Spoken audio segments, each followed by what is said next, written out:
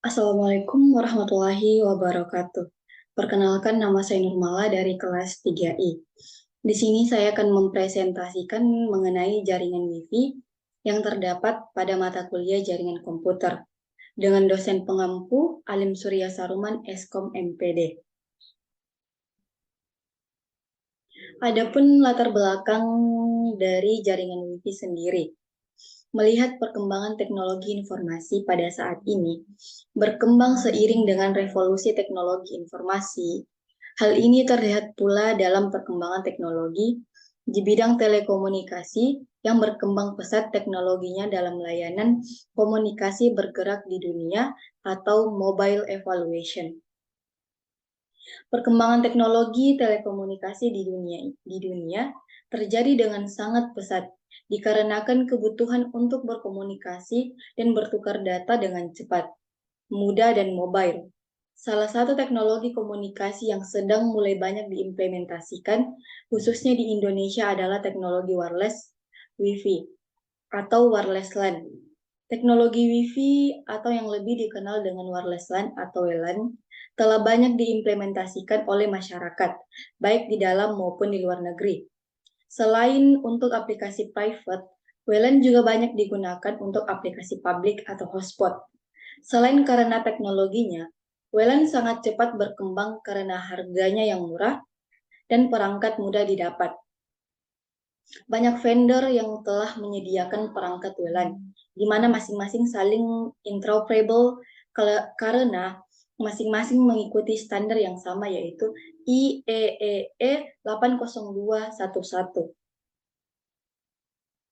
Adapun pengertian Wi-Fi sendiri. Wi-Fi adalah sebuah teknologi terkenal yang memanfaatkan peralatan elektronik untuk bertukar data secara nirkabel atau menggunakan gelombang radio melalui sebuah jaringan komputer, termasuk koneksi internet berkecepatan tinggi. Wi-Fi Alliance mendefinisikan Wi-Fi sebagai produk jaringan Wi-Fi lokal, nirkabel atau WLAN. Apapun yang didasarkan pada standar Institute of Electrical and Electronic Engineering IEEE 80211. Meski begitu, karena kebanyakan WLAN zaman sekarang didasarkan pada standar tersebut, istilah Wi-Fi dipakai dalam bahasa Inggris umum sebagai sinonim WLAN. Adapun kelebihan dan kelemahan Wi-Fi. Kelebihan menggunakan Wi-Fi: dapat mengakses internet, mentransfer file, print dari mana saja dalam radius 100 meter dari akses point Wi-Fi.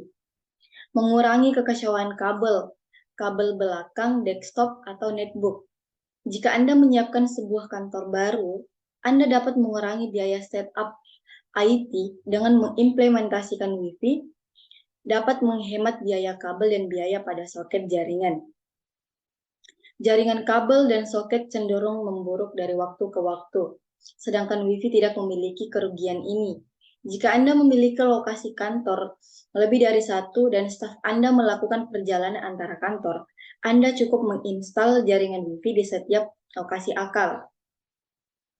Staf Anda kemudian dapat mengakses internet dan jaringan di semua lokasi, tanpa harus mengkonfigurasi ulang pengaturan internet mereka setiap kali berpindah kantor sebagaimana bila menggunakan kabel konvensional. Adapun kelemahan menggunakan Wi-Fi. Jaringan Wi-Fi sensitif terhadap kekuatan sinyal. Untuk memastikan konektivitas yang baik, Anda harus memastikan bahwa semua komputer dan gadget menerima kekuatan sinyal yang memadai setiap saat. Sinyal Wi-Fi cenderung akan terpengaruh oleh kondisi iklim seperti badai. Untuk meningkatkan jumlah perangkat pada jaringan Anda, yakni dengan menggabungkan titik akses Wi-Fi, ini adalah suatu keharusan untuk Wi-Fi. Juga Anda akan memerlukan soket listrik untuk plug in dan kekuatan akses point Wi-Fi. Adapun spesifikasi Wi-Fi. Wi-Fi dirancangkan berdasarkan spesifikasi IEEE 80211. Sekarang ini ada 4 variasi dari 80211, yaitu spesifikasi 80211A Kecepatannya 54 mbps. Frekuensi bandnya 5 GHz dan cocok dengan A. Spesifikasi 80211B, kecepatannya 11 mbps, frekuensi band 2,4 GHz, cocok dengan B. Spesifikasi 80211G, kecepatannya 54 mbps, frekuensi band 2,4 GHz, cocok dengan B atau G. Spesifikasi 80211N, kecepatannya 100 mbps, frekuensi band 2,4 GHz, cocok dengan B, G, dan N. Spesifikasi B merupakan produk pertama Wi-Fi. Variasi G dan N merupakan salah satu produk yang memiliki penjualan terbanyak pada tahun 2005.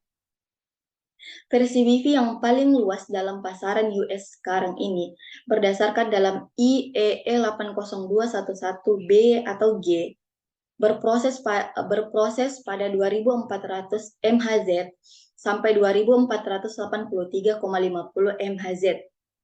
Dengan begitu pengizinkan operasi dalam satu channel masing-masing 5 MHz berpusat di frekuensi yang bisa Anda lihat pada layar visi saya. Ada channel 1 2,412 MHz, channel 2 2,417 MHz, dan sampai channel 11 2,462 MHz. Adapun komponen Wi-Fi. Dalam membentuk suatu jaringan Wi-Fi, maka diperlukan beberapa perangkat agar komunikasi antar stasiun dapat dilakukan. Secara umum, komponen Wi-Fi itu terdiri atas dua perangkat, yaitu yang pertama, komputer atau PC atau laptop. Access point atau IP, device transceiver, ini terhubung dengan jaringan LAN melalui kabel biasanya berupa UTP. Berfungsi untuk mengirim dan menerima data serta sebagai buffer data antara Wi-Fi dengan wired LAN.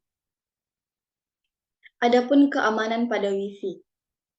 Hotspot pada jaringan Wi-Fi dapat diberikan security agar hanya orang-orang tertentu saja yang dapat masuk ke jaringan dan menggunakan berbagai fasilitas yang ada. Wi-Fi hotspot merupakan titik yang terbuka. Security titik ini dapat ditutup dengan diberikan kunci WEP atau Wireless Equivalent Private. Kunci WEP merupakan sistem enkripsi data 80211 yang dikirim melalui udara. WEP mempunyai dua variasi, yaitu enkripsi 54 bit, sebenarnya 40 bit, dan enkripsi 128 bit, sebenarnya 104 bit. Enkripsi 128 bit lebih aman dan sering digunakan pada jaringan Wi-Fi untuk mencegah penggunaan lain masuk tanpa izin. Adapun keamanan pada Wi-Fi sendiri, mengganti nama dan password yang ada pada perangkat access point. Mengganti nama SSID seperti sudah dijelaskan di atas bahwa SSID dipakai sebagai nama jaringan.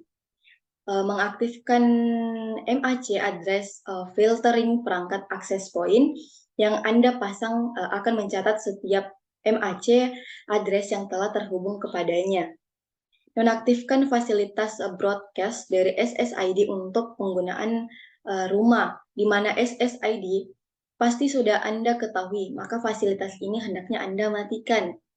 Memiliki lokasi pemasangan access point yang tepat dan aman. Hal ini menjaga agar sinyal tidak keluar dari jangkauan area yang diinginkan.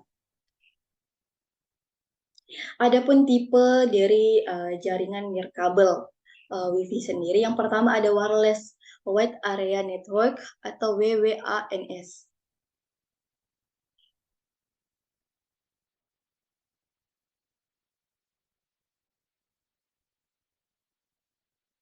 Tipe dari jaringan nirkabel yang pertama itu WWANS, yaitu teknologi WWAN memungkinkan penggunaan untuk membangun koneksi nirkabel melalui jaringan publik maupun private. Yang kedua itu ada wireless metropolitan area network atau WMANS. Teknologi WMAN memungkinkan penggunaan untuk membuat koneksi nirkabel antara beberapa lokasi di dalam suatu area metropolitan. Contohnya antara gedung yang berbeda-beda dalam suatu kota atau pada kampus universitas. Dan ini biasanya dicapai tanpa biaya fiber optik atau kabel tembaga yang terkadang sangat mahal. Yang ketiga ada wireless local area network atau WLANS. Teknologi WLAN membolehkan penggunaan untuk membangun jaringan nirkabel dalam suatu area yang sifatnya lokal. Contohnya dalam lingkungan gedung, kantor, gedung kampus, atau pada area publik seperti bandara atau kafe. Yang keempat atau yang terakhir itu ada wireless personal area network atau WPANS. Teknologi WPAN membolehkan penggunaan untuk membangun suatu jaringan nirkabel atau ad hoc bagi peranti sederhana seperti PDA, telepon seluler, atau laptop. Mungkin itu saja yang dapat saya sampaikan, kurang dan lebihnya mohon dimaafkan. Wabillahi taufiq wal hidayah. Wassalamualaikum warahmatullahi wabarakatuh.